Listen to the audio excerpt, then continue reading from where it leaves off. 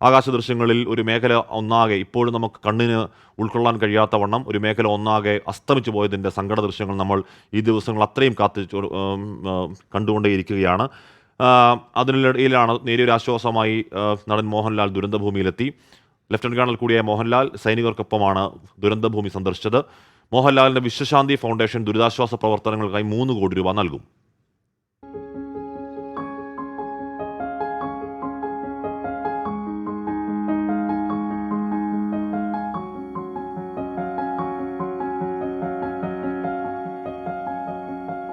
സൈനിക വേഷത്തിൽ ദുരന്തഭൂമിയിലെത്തിയ മോഹൻലാൽ ആദ്യം പോയത് ആർമി ക്യാമ്പിലേക്ക്.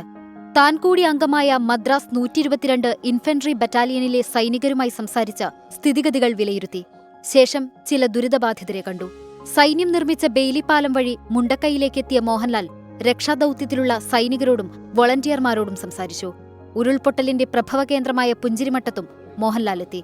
ദുരിതബാധിതരെ കൈവിടില്ലെന്ന് നേരിട്ടുറപ്പു നൽകി.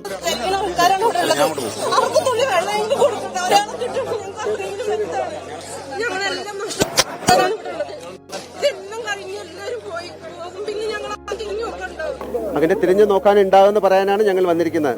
തീർച്ചയായിട്ടും ഉണ്ടാവും. ദുരിതത്തിന്റെ വ്യാപ്തി മനസ്സിലാക്കിയ മോഹൻലാൽ തന്റെ നേതൃത്വത്തിലുള്ള വിശ്വശാന്തി ഫൗണ്ടേഷനിലൂടെ 3 കോടി രൂപ നൽകുമെന്നും പ്രഖ്യാപിച്ചു. ഇവിടുത്തെ പുനരധിവാസത്തിന് അല്ലെങ്കിൽ റീഹാബിലിറ്റേഷന് വേണ്ടിയിട്ട് ഇപ്പം നമ്മളൊരു 3 കോടി രൂപയാണ് കൊടുക്കാൻ തയ്യാറാകുന്നത്. തീർച്ചയായിട്ടും അത് കഴിഞ്ഞിട്ട് അതിൻ്റെ സ്ഥിതിഗതികൾ നിരീക്ഷിച്ചതിന് ശേഷം വീണ്ടും ഇവർക്ക് എന്തെങ്കിലും പണത്തിൻ്റെ കാര്യങ്ങൾ ആവശ്യമുണ്ടെങ്കിൽ വിശ്വശാന്തി ഫൗണ്ടേഷൻ വീണ്ടും പണം കൊടുക്കുന്നതാണ്. ഉരുൾപൊട്ടലിൽ തകർന്ന മുണ്ടക്കൈ LP സ്കൂൾ വിശ്വശാന്തി ഫൗണ്ടേഷൻ പുനർനിർമ്മിക്കും. മേജർ രവിയും ഉന്നത സൈനിക ഉദ്യോഗസ്ഥരും മോഹൻലാലിനൊപ്പമുണ്ടായിരുന്നു. News desk 24.